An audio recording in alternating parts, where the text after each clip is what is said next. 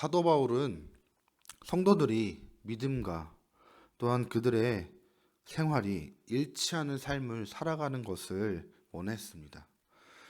그리고 그러한 삶은 진리에 대한 배움과 또 훈련을 통하여서 이룰 수 있다는 것을 성도들에게 가르쳤습니다.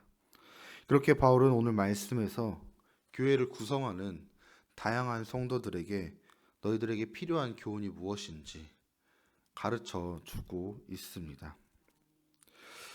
나이가 많은 이들은 절제하며 경건하며 신중하며 믿음과 사랑과 인내함에 온전하게 하여야 한다고 말하고 있습니다. 사람의 나이가 곧 그 사람의 성숙을 뜻하는 것이 아니기에 위엄과 성숙을 잃지 말아야 함을 권면하고 있는 것입니다. 연장자라면 자신의 행실을 거룩하게 하기 위해 힘쓰며 행실을 똑바로 함으로 그들에게 가르칠 권위가 주어지는 것입니다. 또한 젊은이들은 신앙에 비추어 바른 교훈에 합당한 말을 하여야 한다고 가르치고 있습니다. 자신의 뜻이나 세상의 기준을 가지고 살아가는 것이 아니라 진리 위에 복음에 근거한 말을 하여 믿지 않는 자들에게 책 잡힐 일이 없도록 하여야 한다는 것입니다. 그리고 이렇게 가르치는 이유를 오늘 본문 10절에서 말하고 있습니다. 이는 범사에 우리 구주 하나님의 교훈을 빛나게 하려 함이라 라고 밝히고 있는데요. 복음 전파의 가장 효과적인 수단이 바로 선한 행실이기 때문에 그렇습니다.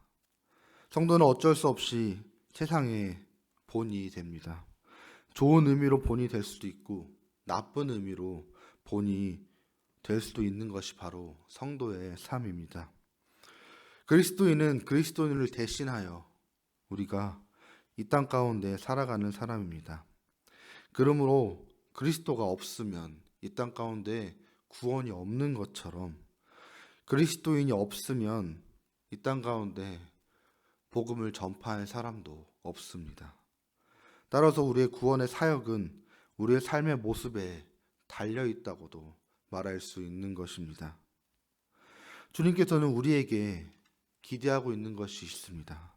14절을 보면 그가 우리를 대신하여 자신을 주심은 모든 불법에서 우리를 속량하시고 우리를 깨끗하게 하사 선한 일을 열심히 하는 자가 자기 백성이 되게 하려 하심이라 라고 하였습니다. 결국 우리에게 주님이 원하시는 것은 선한 일을 열심히 하는 백성이 되는 것입니다. 사람들은 본능적으로 악한 일에 열심히 합니다. 선한 일을 하는 것보다 악한 일을 하는 것이 더 쉽고 더 나의 삶을 편하게 만들기 때문에 그렇습니다.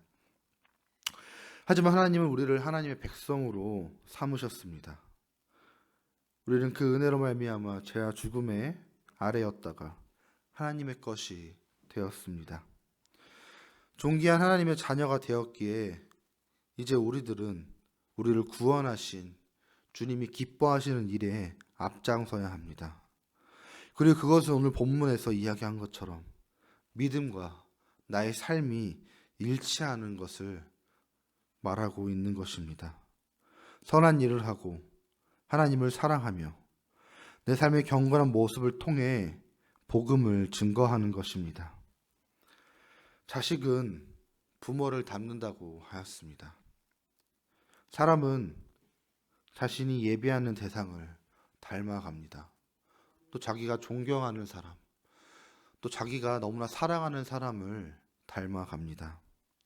그렇게 하나님을 사랑하고 경외하며 예배하는 우리는 하나님의 형상을 닮아갈 것이라고 믿습니다. 우리가 노력한다면 분명히 우리의 삶이 우리 믿음과 일치된 합당한 삶이 될 줄 믿습니다. 그리고 우리의 삶을 통하여서 이 땅 가운데 우리가 믿음의 본이 되며 우리의 삶을 통하여 아버지의 복음이 이 땅 가운데 펼쳐질 줄 믿습니다.